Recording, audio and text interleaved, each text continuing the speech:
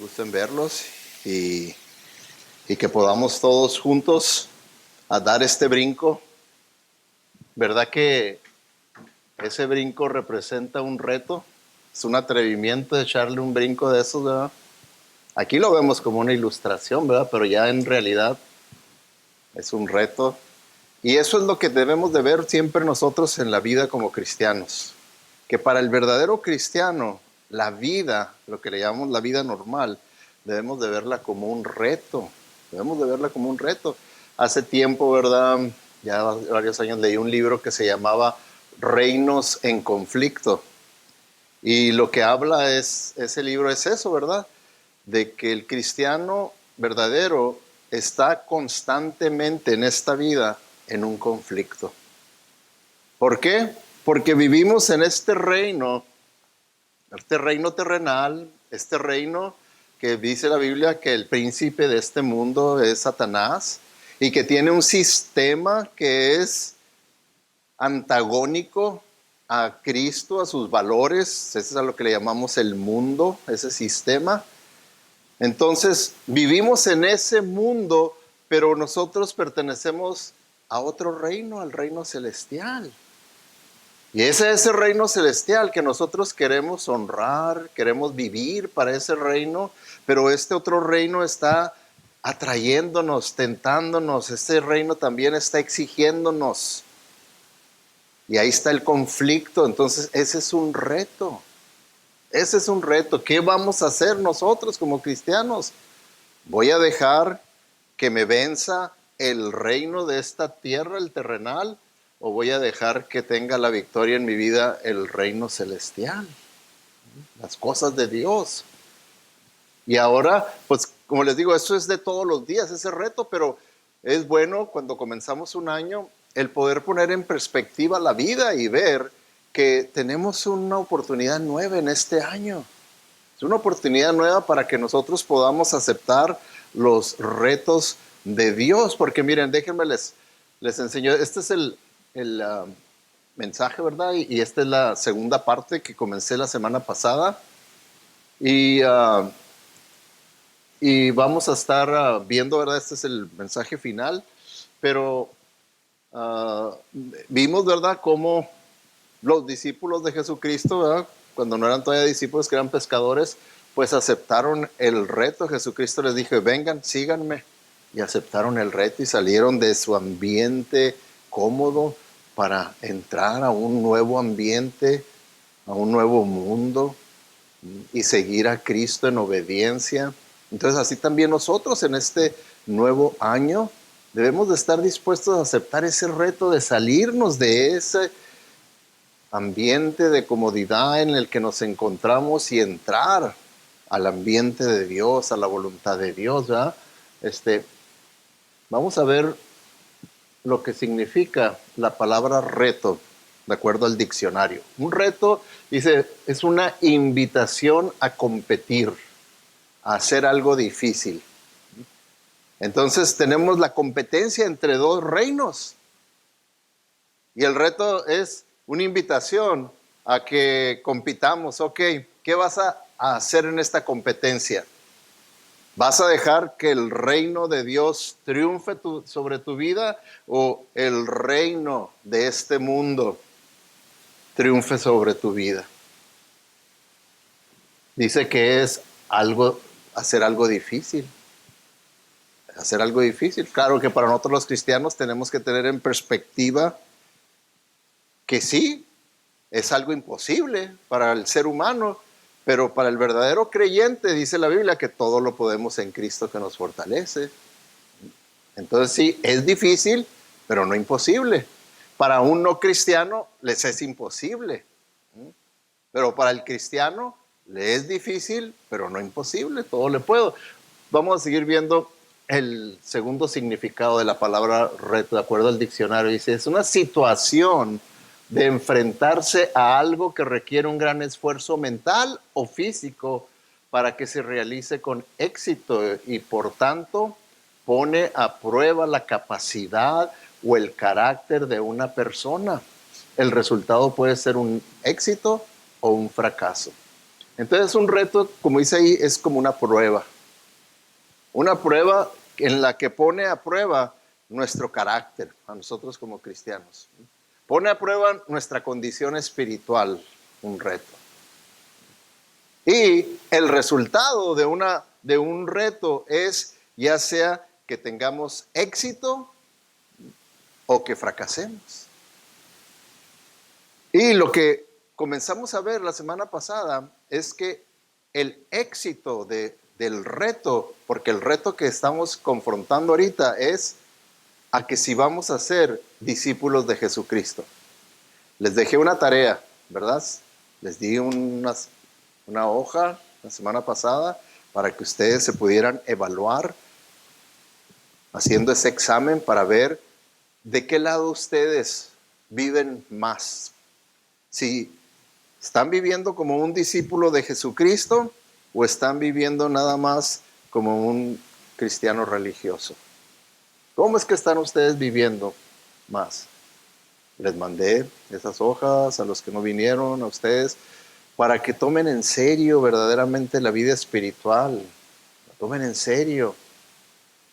Más y más se están poniendo las cosas difíciles y más difíciles y más difíciles. La guerra espiritual, si no la vemos, está poniéndose cada vez más dura. Y si nosotros empezamos a ceder y a ceder y a ceder, pues, ¿qué va a pasar? Por eso es que ahorita el reto es ese. ¿Cómo voy a vivir yo en este año? Como un discípulo de Jesucristo, que vimos que hay una gran diferencia entre vivir como un discípulo de Jesucristo a nada más llevar un letrero que dice cristiano.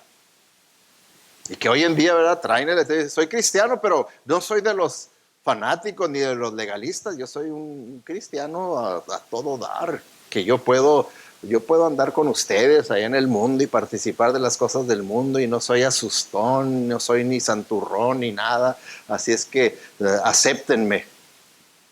Eso es lo que vemos más y más y más hoy en día.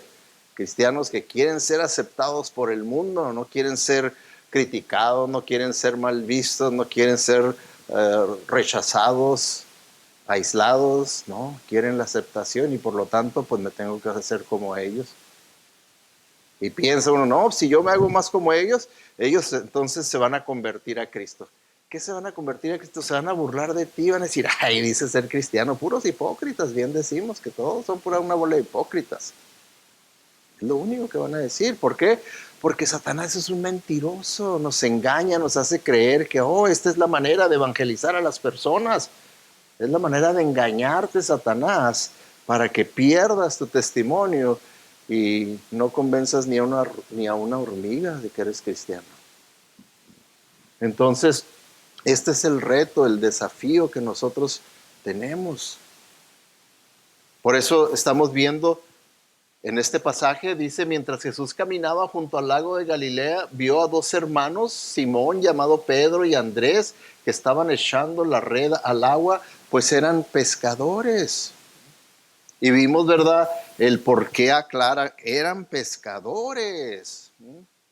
Ahorita vimos la semana pasada por qué. Dice, y Jesús llamándoles les dijo, síganme, y yo haré de ustedes pescadores de hombres. Ellos entonces, dejando al instante las redes, lo siguieron. ¿Se fijan? Al instante aceptaron el gran reto de entrar a un mundo completamente diferente al que estaban ellos impuestos a estar operando. Completamente. A ser discípulos de Jesucristo. Dice un poco más adelante, Jesús vio a otros dos hermanos, Jacobo y Juan, hijos de Zebedeo, quienes estaban en la barca junto a su padre y remendaban sus redes. Jesús los llamó. ¿Sí? Por eso titulé el mensaje Los llamados. Y ellos, dejando al instante la barca y a su padre, lo siguieron. También dieron el brinco. Dieron el brinco y dijeron, vamos a seguir a Jesucristo. ¿Okay? Lo vamos a seguir a Él.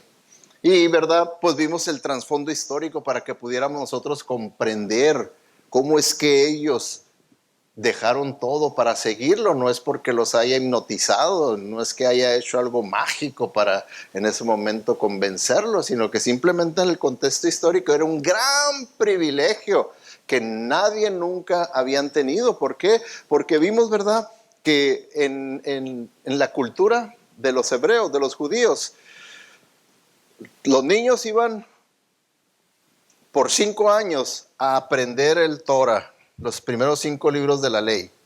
5 años, 5 libros, 1 año para cada libro. Y una vez que terminaban los 5 años, por así decirlo, la primaria, entonces los más buenos estudiantes, los que sacaban sus 10, los de la A, entonces podían continuar para estudiar el resto del Antiguo Testamento, 7 años más, 12 años, digamos ya la high school, ¿verdad?, secundaria, 12 años. Y luego los que salían también, buenos estudiantes, tenían la posibilidad de poder entrar a una escuela de un rabino, pero porque también dentro de los rabinos había categorías de rabinos. Y entonces los máximos rabinos, ¿verdad? Entonces ese estudiante puede decir, a mí me impacta la vida, las enseñanzas de tal rabino, voy a aplicar para estar bajo sus pies, aprender de él.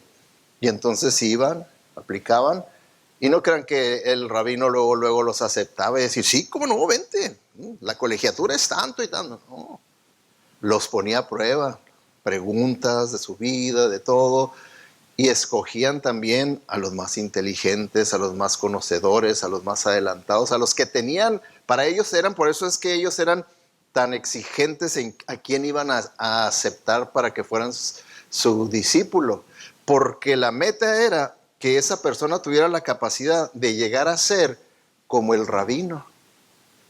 Llegar a ser como el rabino en la manera de pensar, en la manera de ver la vida, en la manera de vivir, sus actitudes, sus acciones, que se pudiera reproducir ese rabino en la vida de sus discípulos. Esa era la meta. Entonces, pero vemos nosotros que Jesucristo no elige como los rabinos. ¿Por qué? Porque si usted quería ser parte, seguidor de ese rabino, usted tenía que llenarle el ojo a ese rabino, usted tenía que pedirle y todavía tenía que pasar las pruebas. En este caso, por eso les digo que se enfatiza, dice, y eran pescadores. Quiere decir que a los que Jesucristo, Él fue el que vino y los buscó y los llamó, contrario a como lo hacían los rabinos. Y no fue y buscó a los mejores, a los más sabios, a los más educados, a los que tenían más poder. No, dice ahí, eran pescadores. Quiere decir que esos nomás llegaron hasta el 5º grado y con calificaciones bajas y ya los mandaron a su casa que se fueran a trabajar en el negocio con su padre, con su familia. Y ya los otros podían seguir adelante, pero esos eran los que nomás, como quien dice, nomás de panzazo habían terminado la primaria. Y a esos llamó. A esos son a los que llamó. Qué diferente. Y eso es algo, ¿verdad?, que tenemos que entender también, ¿verdad? Era bien importante. Vimos la semana pasada que no es algo que yo estoy, como quien dice, manipulando los términos del discípulo y el cristiano, no, sino que vimos que ahí en el mismo Nuevo Testamento la palabra cristiano, identificar a un seguidor de Cristo como cristiano, no era la manera común de identificarlo. Al contrario, cuando se llegó a mencionar que los cristianos era de una manera despectiva, era de una manera de burla, pero la manera que era aceptable y en la manera en la que se identificaba un seguidor de Jesucristo es discípulo de Jesucristo. ¿Por qué? ¿Se acuerdan ustedes cuántas veces ahí en el Nuevo Testamento se menciona la palabra cristiano? ¿Cuántas veces les dije? 3. ¿Y discípulo de Jesucristo? 281 veces. 281 veces es como se le presenta. Y sí hay gran diferencia, por eso es que les di la hoja para que ustedes pudieran ver la diferencia entre uno y otros. Entonces Jesús no elige como los rabinos, ¿verdad? Él lo hace de su manera. ¿Y es por qué? Porque el apóstol Pablo mismo nos dijo, ¿verdad? Cómo Dios elige, dice, y aunque la gente de este mundo piensa que ustedes son tontos y sin importancia, Dios los eligió.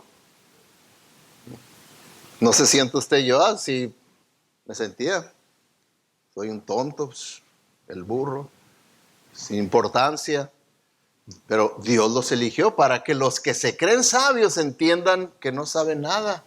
Dios eligió a los que desde el punto de vista humano son débiles, despreciables y donadies, para que su obra en el mundo no provenga de sus habilidades, sino de lo que el Señor haría a través de ellas, de estas personas que Él eligió. Entonces sí, es correcto cuando nosotros decimos, pero es que yo me siento insuficiente, yo no me siento capacitado como para verdaderamente ir y ganar almas para Cristo y hablarles, y yo no me siento, pues por eso lo escogió Dios. Por eso lo escogió Dios, porque usted es esa clase de personas. Entonces lo escogió para que usted no confíe en sus recursos humanos, en sus habilidades, en su conocimiento, en su sabiduría humana, sino que más bien usted confíe en Dios. Y Dios pueda hacer la obra a través de usted. ¿Se fija? A través de usted. Porque es mucho más poderoso y efectivo Dios obrando a través de uno que no tiene gran educación, gran conocimiento, pero Dios obrando a través de uno, que una persona que tiene una gran educación, grandes conocimientos, pero Dios no está obrando a través de esa persona. Lo está haciendo a través de su carne, de su humanidad, no a través del Espíritu Santo.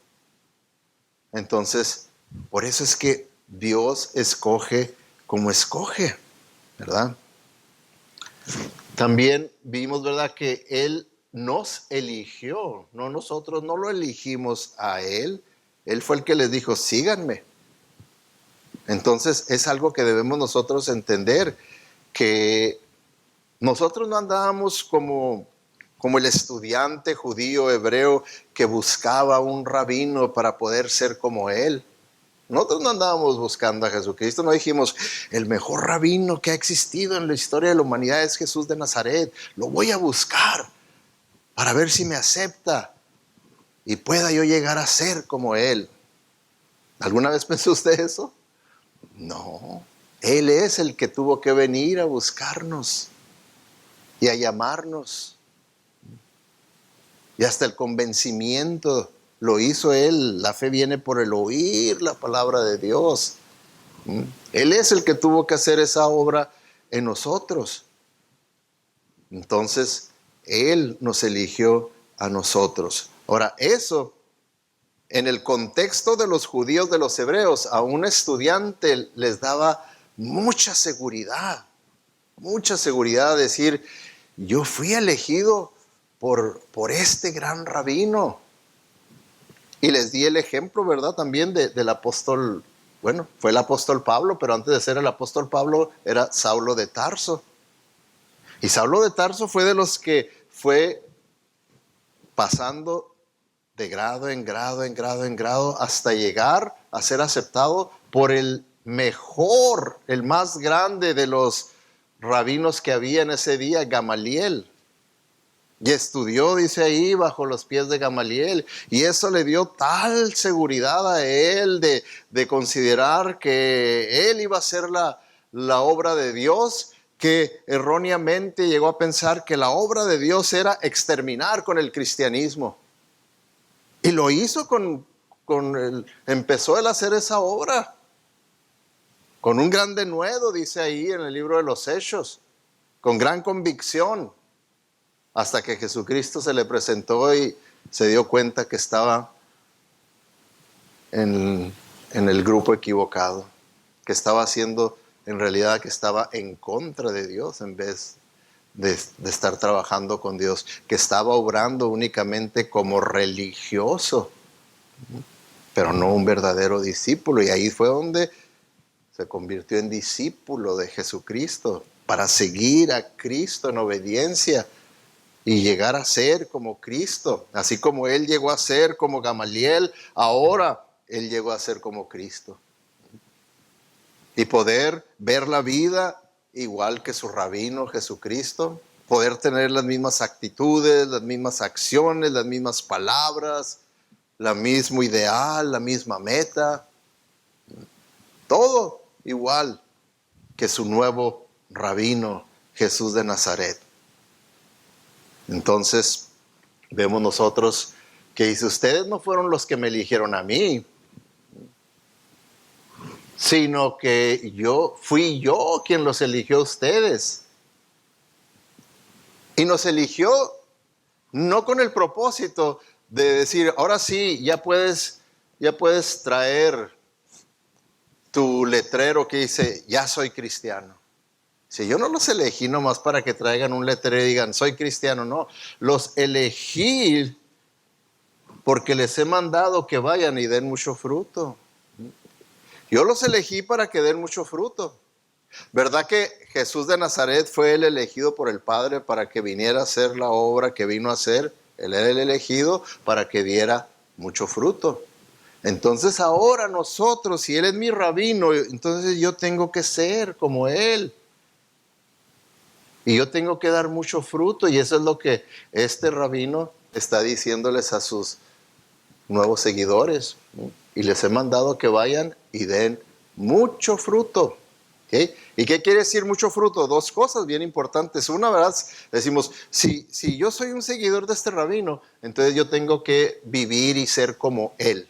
Yo tengo que ser como este rabino. Entonces aquí, ¿verdad? Él nos dice el Señor. En cambio, la clase de fruto que el Espíritu Santo produce en nuestra vida es amor, alegría, paz, paciencia, gentileza, bondad, fidelidad, humildad y control propio. Esto es una descripción de Jesucristo. Así era Jesucristo, ¿verdad?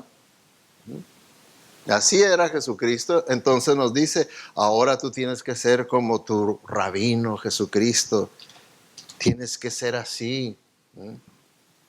Para que la gente pueda decirle, como le decían a los estudiantes, oh, la fragancia, tú tienes la fragancia de tu rabino, le decían, porque lo veían que se comportaba, hablaba y vivía, enseñaba igual que su rabino. Y esto es lo que nos da esa fragancia a nosotros. Es lo que nos da esa fragancia a nosotros. El Espíritu Santo morando en nosotros y manifestando el fruto de su presencia, de su control en nuestra vida, amor, alegría, paz, paciencia, gentileza, bondad, fidelidad, humildad y control propio. Algo que hoy en día es lo que está principalmente en moda. Nada de control, haga lo que usted desee, lo que usted quiera, lo que usted sienta, lo que a usted le plazca, en vez de decir no a esto, nomás voy a hacer la voluntad de mi rabino, voy a hacer la voluntad del que me escogió y del que me está mandando a que yo dé mucho fruto. También el otro fruto, aquí dice, ¿verdad? Quiero que sepan, hermanos, que aunque hasta ahora no he podido visitarlos, muchas veces me he propuesto hacerlo para recoger algún fruto. Aquí ya vuelve a hablar de ese fruto. Entre ustedes, tal como lo he recogido entre otras naciones. Y ese fruto quiere decir el poder llevar a otras personas al conocimiento de Cristo. ¿Okay? A la verdad, no me avergüenzo del Evangelio, pues es el poder de Dios para la salvación de todos los que creen. De los judíos primeramente, pero también de los gentiles. Entonces, vemos, ¿verdad? Que eso es lo que Jesucristo, nuestro rabino, vino a hacer. Él vino a buscar y a salvar a los perdidos. Entonces, si yo soy un discípulo de Él, un seguidor de Él, pues esa es mi misma misión. Y eso es lo que le damos la gran comisión. Entonces, hermanos, fuimos nosotros elegidos por el Señor para manifestar su vida a través de nosotros, ¿verdad? Que es el fruto del Espíritu Santo. Y fuimos elegidos por el Señor para usarnos a compartir las buenas nuevas, el Evangelio. Esa es la gran comisión. Entonces, para que siempre recuerden, la llenura del Espíritu Santo es uno de mis retos para que la gente pueda ver a Cristo en mí. Y también la gran comisión, dejar que Cristo viva a través de mí, porque Él vino a buscar y a salvar al perdido. Con esas dos cosas, usted puede recordar, ese es mi reto para el día de hoy. Hoy, y cada día decir, este es mi reto para el día de hoy. Número 3, para seguirlo tenemos que dejarlo todo. Ahora, todo esto puede sonar como muy exigente, como muy exagerado. Puede decir, que hay personas que han dicho, es que es muy exigente. Digo, es que yo no soy el del que hago las exigencias. Mi único propósito como pastor es decirles lo que dice la Biblia. Nada más lo que dice la Biblia. Yo sé que nuestros tiempos se está diluyendo el Evangelio, la palabra de Dios, para que la gente los pueda aceptar mejor. Se los endulzan más y más y más para que lo puedan aceptar. Y ahora puede haber un ejército de disque cristianos, nomás porque traen el título, pero en realidad no son discípulos de Jesucristo. Y debemos de tener mucho cuidado de no caer en eso, ¿verdad? Nosotros. Entonces, para seguirlo tenemos que dejarlo todo. Fíjense lo que le dijo. Y ellos, dejando al instante la barca y a su padre, lo siguieron. Dejando al instante la barca y a su padre, lo siguieron. Ahora, ¿por qué identificar estas dos cosas? ¿Por qué está identificando? Ahí se los puse en amarillo. La barca y a su padre. ¿Qué representa la barca? Nuestro trabajo, ¿verdad? Nuestro negocio, nuestra carrera. Representa la forma en la que proveemos para nuestra subsistencia, ¿verdad? Y eso es lo que representa la barca. ¿Qué es lo que representa el Padre? Bueno, nuestras relaciones más importantes. Entonces, ¿qué está diciéndonos ahí? Para seguirlo tenemos que dejarlo todo. Quiere decir que seguir a Jesús como discípulo significa que Él, nuestro rabino, nuestro Señor, debe de tener prioridad sobre ambas cosas. Sobre nuestro trabajo, sobre nuestro negocio, sobre nuestra carrera y sobre nuestra familia. Y es difícil porque muchas personas dicen, no, para mí número uno es mi familia. Usted sabrá qué es lo que quiere poner como prioridad. Pero eso sí les digo, cuando el Señor es la prioridad número uno en nuestra vida, va a haber más beneficio para mi familia, va a haber más beneficio para mi iglesia, va a haber más beneficio para mi sociedad, para mi nación, para el mundo entero, cuando lo pongo a Él en primer lugar. Cuando yo verdaderamente cumplo el mandamiento el más grande de los mandamientos es amar a Dios sobre todo lo demás. Y ya en segundo lugar, amar al prójimo. Pero muchos no. Para mí, mi familia es número uno. Usted sabrá cuál quiere hacer sus prioridades. Pero aquí claramente, ¿verdad?, nos está diciendo que Él debe ser la prioridad. Y ellos dejando al instante todo, ¿verdad? Dejaron todo eso, lo dejaron al instante. ¿Por qué? Porque entendiendo el contexto, hermanos, entendiendo el contexto histórico, pues comparando una cosa y otra, pues ¿qué era mayor, más grande? Seguir en el ambiente cómodo de lo mismo, de andar pescando, algo que ya lo hacían hasta con los ojos cerrados y ya era un ritual, no. O seguir al Mesías, al Salvador del mundo, a un rabino que estaba probando ser el más grande de los rabinos en la actualidad, puesto que sus enseñanzas, decían la gente, enseña de una manera diferente, él enseña con gran autoridad y luego muestra que verdaderamente es un hombre de Dios, puesto que las maravillas y señales que él hace, pues era un gran privilegio, era mucho más grande privilegio seguir a ese rabino que andar sacando peces del mar. Y así es como nosotros tenemos que ver la vida. ¿Qué es de mayor importancia en la vida? No quiere decir eso que no es importante el trabajo, que no es importante la carrera, que no es importante un negocio. Todo es importante, pero todo eso va a entrar en su debido orden cuando a él lo ponemos en primer lugar, que dice la Escritura: buscad primeramente el reino de Dios y su justicia, y todas las demás cosas van a venir por añadidura, van a tomar su orden, todo va a quedar tal y como el Señor quiere, ¿verdad?, que sean. Porque, como les digo, para seguirlo tenemos que dejarlo todo. Como les digo, pueden decir, ay, qué exageración. No, pues sí, pues es que hay mucho legalismo y que mucha exageración y mucho fanatismo y todo. No, yo no lo digo.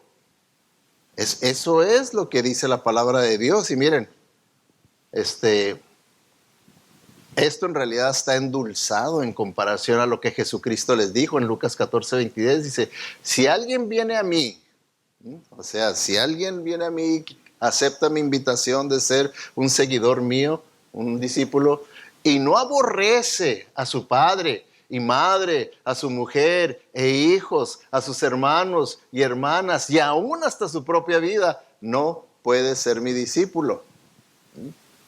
No puede ser, no califica para ser mi discípulo.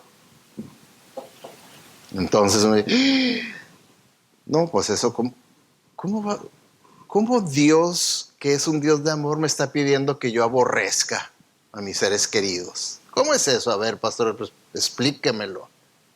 Esa es una contradicción. ¿Cómo quiere que yo lo aborrezca? Bueno, tenemos que entender, hermanos, y eso es lo bueno, ¿verdad?, de hoy en día, que tenemos toda clase de traducciones bíblicas, porque los traductores bíblicos, cada uno tiene una labor. Si les dicen a un erudito bíblico, si le dicen, mira, vamos a hacer una traducción, pero esta traducción la queremos hacer lo más literal posible. Entonces ellos hacen unas traducciones bien literales que tienen que ver con reflejar la manera de expresar en aquellos tiempos, no en nuestros tiempos. La manera de expresar, las maneras y estilos literarios, como en este caso, de hace más de 2000 años. Entonces, los escritores, ¿qué pasa aquí? Ok. Sí, como esta es la Biblia del lenguaje actual. No, esta versión no, estás equivocado. La que les voy a enseñar es la Biblia del lenguaje actual. Esta es la nueva versión internacional. Y la nueva versión internacional es una versión que es más literal que dinámica. La que les voy a enseñar después, porque existe una traducción literal y luego existe una traducción dinámica y luego una parafrasis. ¿Se fijan? La parafrasis es la que tiene la mayor libertad de usar todas las palabras necesarias para expresar la idea original. La idea original. Mientras que la traducción literal tiene nomás que traducir palabra por palabra, palabra por palabra, palabra por palabra. Entonces ahí puede ser que en nuestros días, pues como en este caso, nos asustemos y decimos, no, pues no, ¿cómo que yo tengo que aborrecer a mi mamá, a mi papá, tanto que los quiero y ahora los tengo que aborrecer para poder seguir a Jesucristo? No, ahí quédense ustedes con sus exigencias. Pero tenemos que entender que esa era la manera de los hebreos, de una manera literaria, el estilo en el que se expresaban, que era como quien dice en una forma comparativa, que decían, mira, tú tienes que amar a Jesucristo Jesucristo a Dios de una manera tan grande que comparado con el amor que tienes a tus padres, a tus familiares, es como si los odiaras. ¿Se fijan? Es una manera comparativa, es un estilo literario comparativo que se usaba. Por eso es que, por ejemplo, esta otra versión, paráfrasis, dice, si alguno de ustedes quiere ser mi discípulo, tendrá que amarme mucho más que a su padre o a su madre, más que a su esposa o a sus hijos y más que a sus hermanos o a sus hermanas. Ustedes no pueden seguirme a menos que me amen mucho más que a su propia vida. ¿Se fijan ustedes cómo cambia cuando ya vemos exactamente lo que está diciendo? Pero entonces sigue firme que para seguirlo tenemos que dejarlo todo, que quiere decir que debemos de ponerlo a Él en primer lugar en nuestra vida, que tenemos que amarlo a Él por encima de todo, que tenemos que obedecerlo a Él antes que a los hombres, antes que a los hombres. A eso es lo que significa.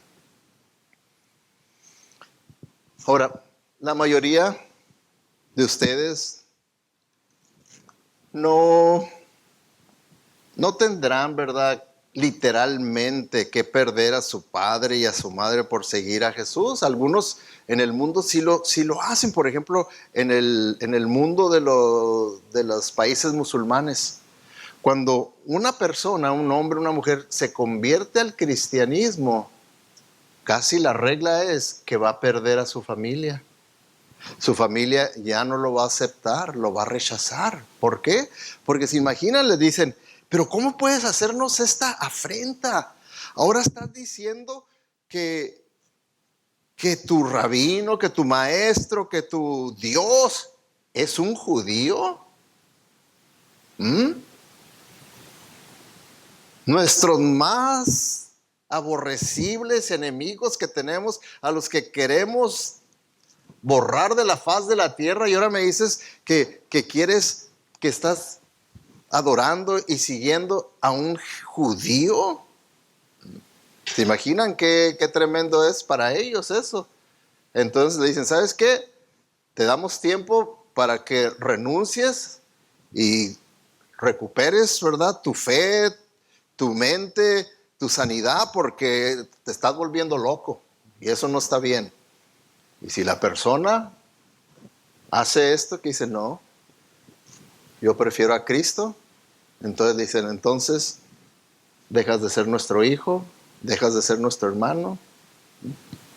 Y eso es que si le va bien, eso le pasa, porque a muchos dicen lo que practican ellos es se le llaman muerte honorífica, o sea que por honor tienen que quitarle la vida a ese hijo o a esa hija, por honor al nombre de la familia, porque va a ser una deshonra para su familia que uno de sus hijos o hijas ahora sea un seguidor de un judío.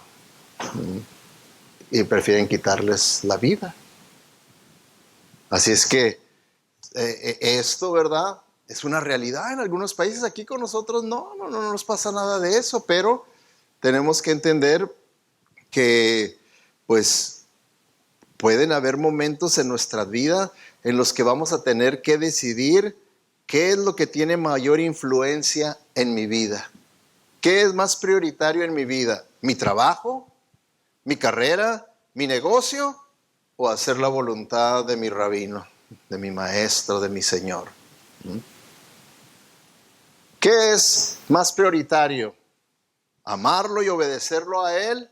¿O mis padres, mi familia, mis amigos?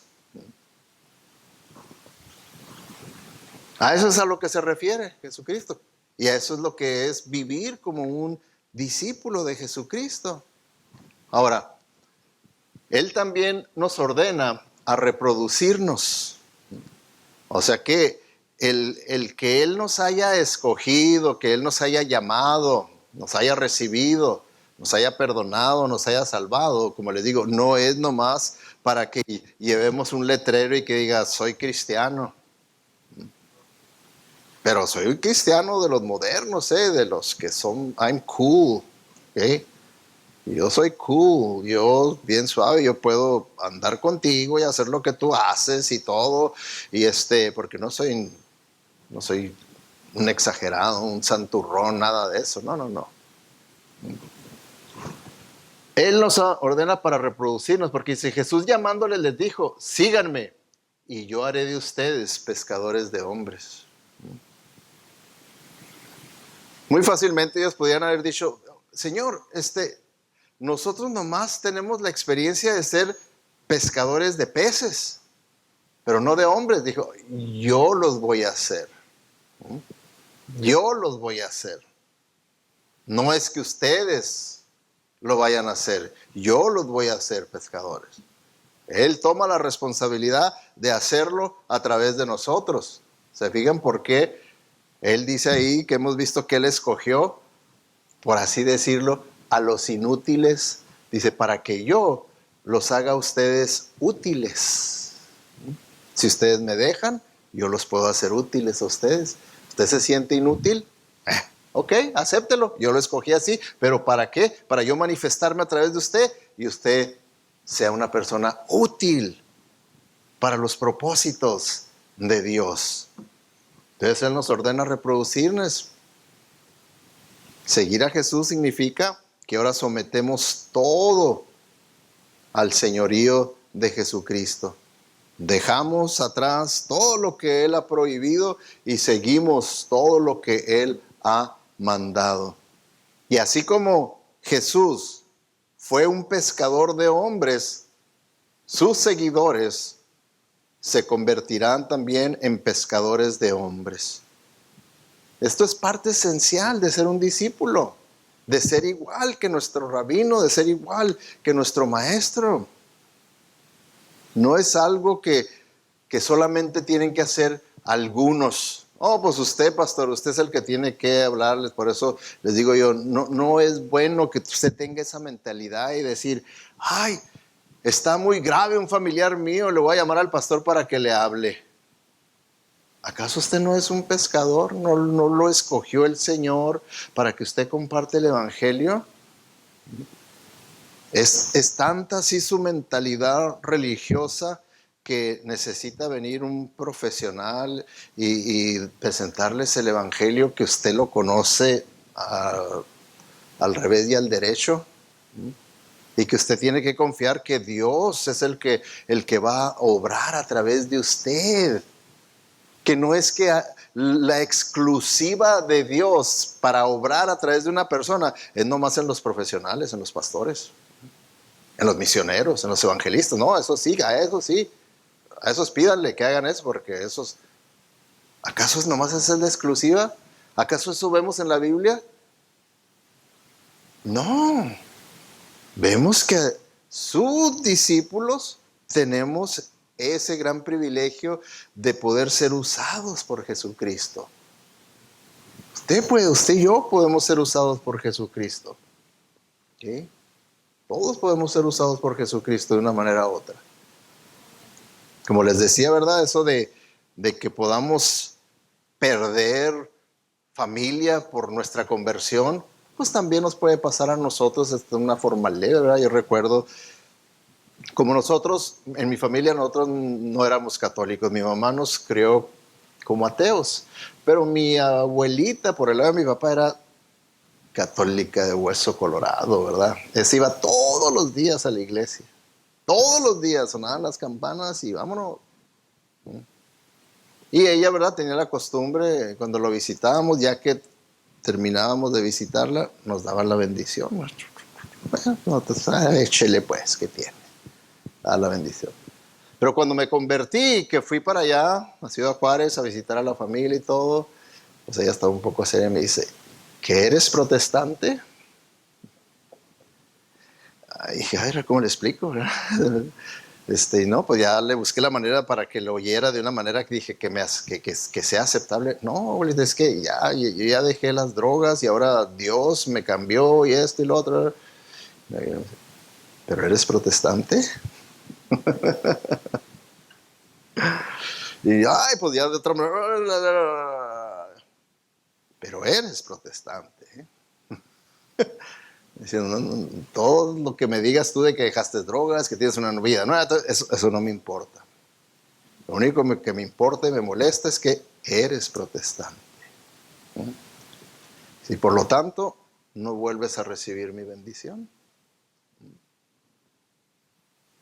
Bueno, pues para mí no era de gran importancia, ¿verdad? En el sentido de que ni nunca fui católico, pero bueno, pues nomás se siente feo el rechazo de su abuela materna y todo eso. ¿Sí? Pero pues gracias a Dios tuve la bendición de que cuando ella estaba muy grave en el hospital allá en Ciudad Juárez, pude irla a visitar y la pude guiar a que entregara su vida a Jesucristo, a ella. Entonces, uno tiene que poner a Cristo siempre en primer lugar en su vida, cueste lo que cueste, cueste lo que cueste. Y entender que dejamos las cosas en las manos de Dios. Él es el que es el soberano, el que está obrando en todo, y que Él es el sabio, y que Él es el que tiene el control y el poder, no nosotros. Entonces, Él nos ordena a reproducirnos conforme nosotros le obedecemos y le seguimos. Dice, y yo haré de ustedes pescadores de hombres, yo los haré. ¿Creen ustedes que existe tal cosa como un cristiano que no se reproduce?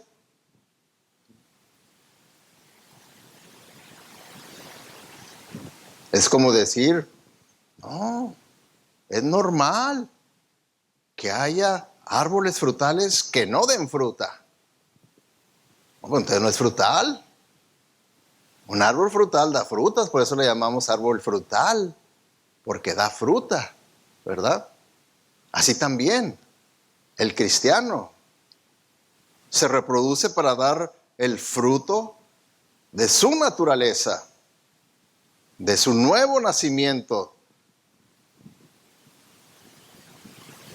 Entonces, ahí nos dice, ok, ahora yo los haré pescadores de hombres. Yo he sido un pescador de hombres, yo soy un pescador de hombres, nos dijo nuestro rabino, y ahora yo quiero que ustedes sean iguales y ustedes también sean pescadores de hombres. Porque ¿verdad que él era pescador de hombres? Él lo es.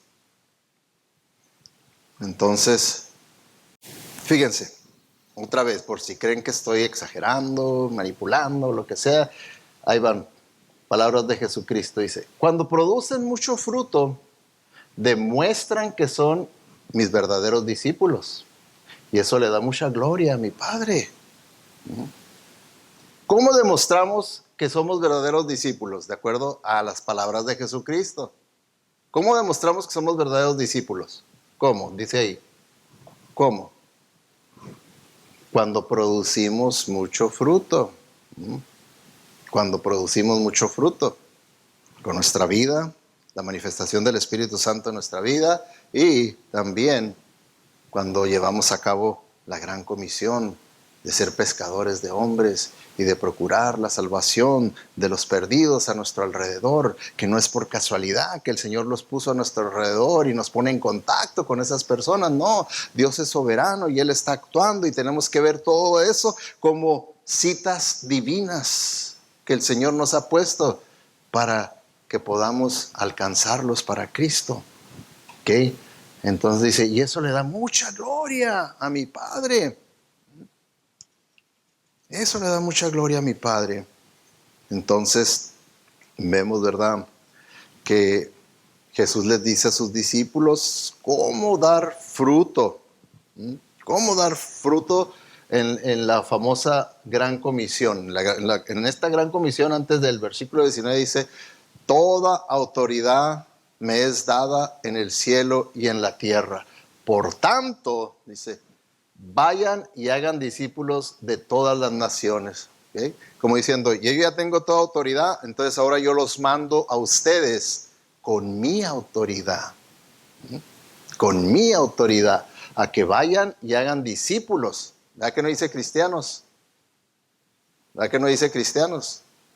No, dice, vayan y hagan discípulos de todas las naciones, bautizándolos en el nombre del Padre, el Hijo y el Espíritu Santo, enseñándoles a obedecer todo lo que les he mandado a ustedes, ¿Y qué dice? Yo sé que esta es una gran comisión bien difícil, pero ustedes no están solos. Y les aseguro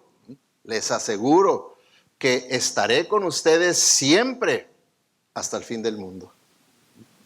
Entonces, ¿podemos ser pescadores de hombres? ¿Sí o no? ¿Por qué? Porque Él está con nosotros. Y Él lo va a hacer a través de nosotros, si creemos. Que quiere decir lo mismo si tenemos fe. Si creemos. Entonces, Él lo puede hacer por nosotros. Cuando estemos ahí confrontados con una amistad, con un contacto, con un familiar, y vemos que el Espíritu Santo nos está moviendo a que le testifiquemos, no diga, ay, pero yo no sé, mejor voy a hablarle al pastor. Luego usted piense, no.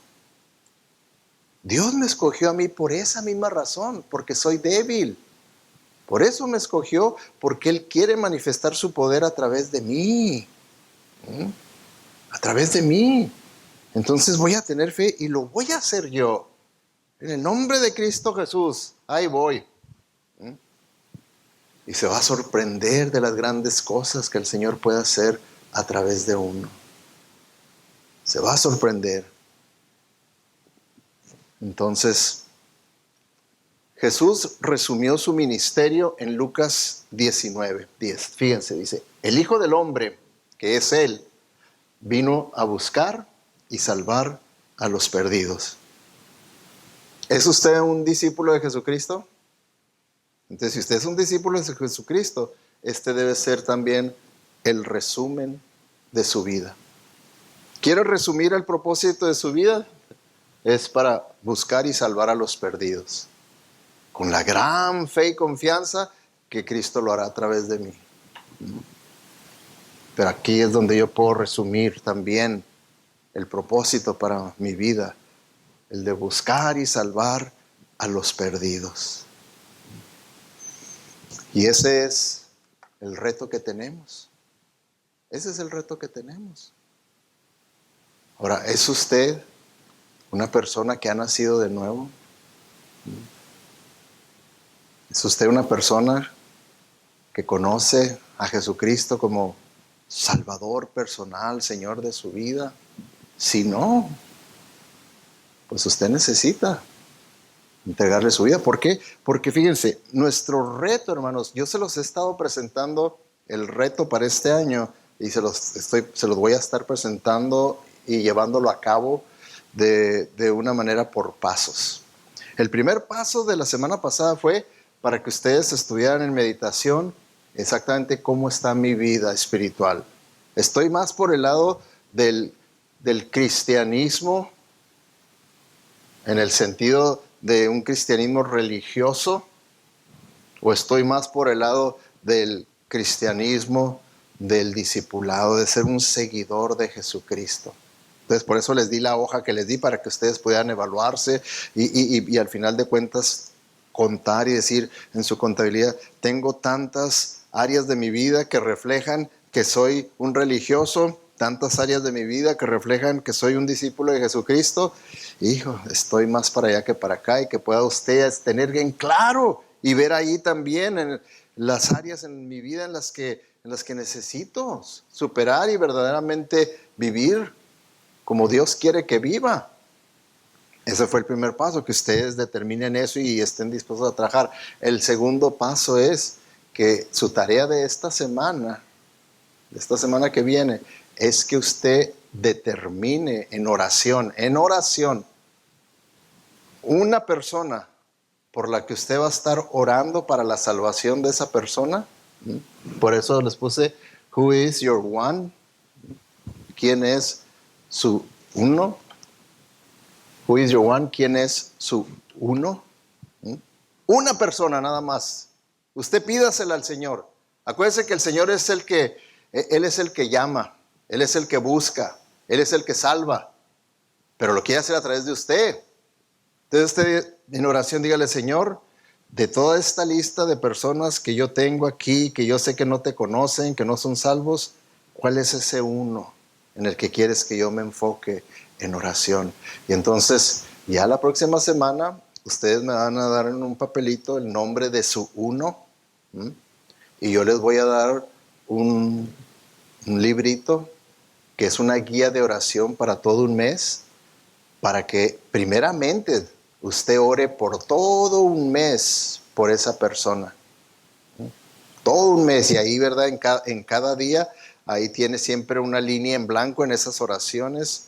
Tiene una línea en blanco para que usted siempre esté poniendo el nombre de esa persona. Señor, y yo te pido por Sergio, para que tú hagas esto, porque Sergio, y pone el nombre, te necesita aquí y acá, y cada día así va a ser por 30 días. Usted va a estar enfocado en orar, en orar, en orar, en orar.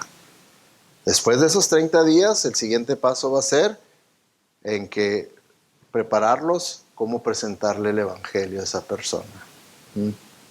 Y se le va a dar también un librito que les puede ayudar para que ya después usted pueda invitar a esa persona, después de haberlo llenado de oración todo el evento, todo, y estar orando por él y saber exactamente quién es esa persona, lo puede invitar a un café o a cenar a su casa y aprovechar para presentar el evangelio a esa persona. Nomás uno, nomás uno. Porque luego muchas veces decimos, ay, son tanta gente, tengo tanta familia, tantas amistades, tantos contactos que no conocen al Señor, no sé ni por dónde empezar. No, mejor hay que Dios los salve. Nomás uno, ¿ok? ¿Quién va a ser su número uno? ¿Quién va a ser? Para la próxima semana usted lo trae. Pero, ahorita, si usted no ha nacido de nuevo, usted es nuestro uno en este día. No es por casualidad que Cristo lo haya traído aquí, sino porque Él lo está buscando para salvarlo. A eso Él vino, para buscar y salvar a ese uno que está perdido. Vamos a inclinar nuestro rostro, ir al Señor en oración. Y si usted necesita entregarle su vida a Cristo, hágalo. Ya deje de posponer esa decisión más importante que pueda uno hacer en esta vida y entréguele su vida al Señor. Ahí donde está, dígale: Dios, perdóname, reconozco que soy pecador, que te he ofendido, que estoy perdido sin ti. Gracias porque ahora entiendo que aquí vino Jesucristo y que Él me ha estado llamando, llamando y llamando. Y yo he sido duro de corazón, pero ahora me rindo ante tu llamado, Señor, y ahora yo te sigo a ti como mi Señor y Salvador. Abro las puertas de mi corazón para que me llenes con tu Santo Espíritu y yo tenga el poder de seguirte a ti en obediencia. Si usted acaba de hacer esta oración de que le entregó su vida a Jesucristo, ahí donde está, levante su mano en alto y diga: sí, yo acabo de rendirme a Jesucristo. Acabo de dejar a un lado mis temores, acabo de dejar a un lado mis inseguridades, mis dudas, y por fe yo decido seguir a Cristo. ¿Habrá alguien levantando su mano en alto? ¿Habrá alguien levantando su mano en alto? Dios le bendiga. Dios le bendiga. Dios le bendiga. ¿Alguien más levantando su mano en alto? Yo sé que es una lucha, pero no deje que su carne, su naturaleza caída gane. Dele el triunfo a Cristo en su vida y permítale que Él haga la diferencia en su vida. Él le va a dar una vida nueva, una vida diferente. ¿Alguien más levantando su mano antes de terminar? Padre, te damos gracias, Señor, porque tú haces tu obra de buscar y de salvar al perdido. Pedimos, Señor, para que nosotros podamos siempre tener en cuenta qué es lo que recordamos con la Santa Cena. Que tú, Señor, diste tu vida y tu cuerpo fue quebrantado por nosotros. Y que así cuando tú tomaste el pan en la cena con tus discípulos, les enseñaste a ellos y a nosotros de recordar que tu cuerpo fue partido, fue sacrificado por nosotros, Y que cuando tomaste la copa también, Señor, les recordaste que continuaran siempre recordando esto, de que tu sangre fue derramada para limpiarnos de nuestros pecados. Y que siempre lo recordemos hasta el día en que tú vuelvas, Señor, a llevarnos a tu presencia. Gracias pues, Señor, por habernos guiado durante la semana para examinarnos, para poder comer el pan y beber la copa de una manera que verdaderamente, Señor, te agrade a ti, que te honremos. Te lo pedimos en el nombre de Cristo Jesús. Amén.